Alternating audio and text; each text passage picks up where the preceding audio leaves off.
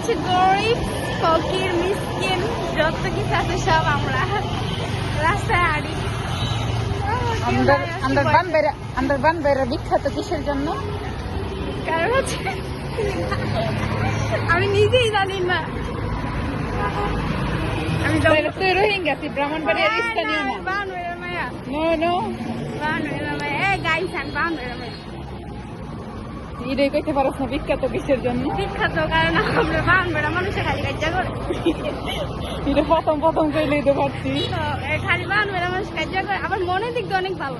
মনে মানে হচ্ছে যদি আপনার লোকে মিশা লাগা করে যারা কাইটটা করে যায়। ঠিক আছে,